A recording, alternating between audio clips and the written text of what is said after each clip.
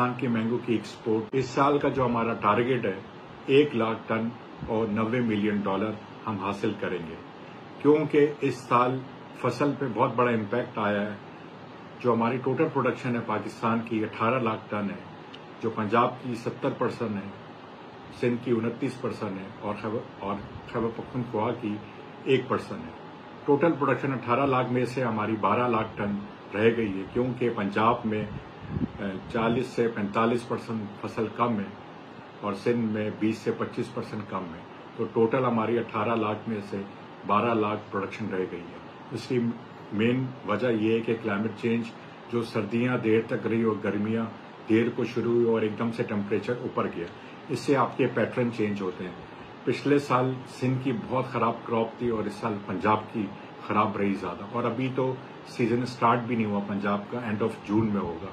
मुझे उम्मीद है कि ये इससे ज्यादा डिक्लाइन नहीं होगी। अगर खुदा ना खास्ता मौसम खराब रहा, आंधी तूफान आया, तो फिर ये और भी प्रोडक्शन कम हो सकती है। ये टारगेट हम इंशाल्लाह अचीव करने की पूरी कोशिश करेंगे कि हम 40 मुल्कों में एक्सपोर्ट भी कर रहे हैं, और हमारे साल जो वैल्यू मार्केट है उसको फोकस है Australia, China, America, south Korea, Japan.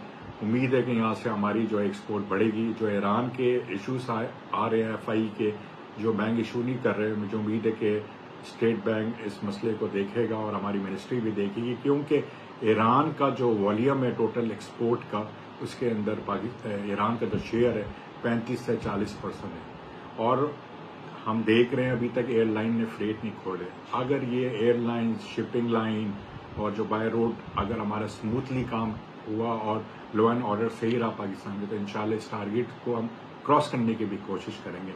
मुझे उम्मीद है कि हुकूमत इसमें हमारे साथ ताउन करेगी, और मेरी अपील है हुकूमत को, सिंध की, पंजाब की और फेडरल की, कि जो मसले आ रहे हैं क्लाइमेट चेंज पे और हमारी जो क्रॉप डैमेज हो रही है, कोई हमें रिसर्च बेस्ड सोल्यूशन दे कि हम अपने किसानों को बताएं।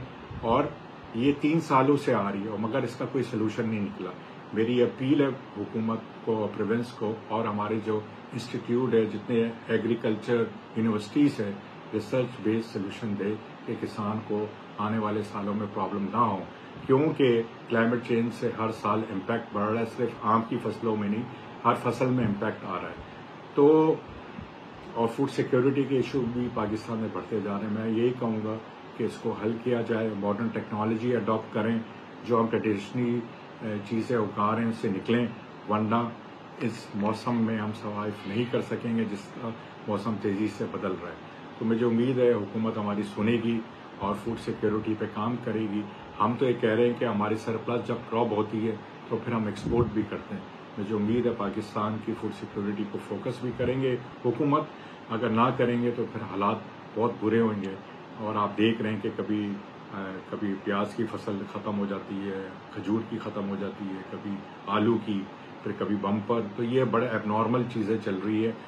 तो मैं ये समझता हूँ इस चीज़ को एड्रेस करें और एग्रीकल्चर पे इमरजेंसी लगा दी जाए, फौरी तौर पे इसके मसले को हल के ऊपर सलूशन दिया जाए हमारे किसानों को।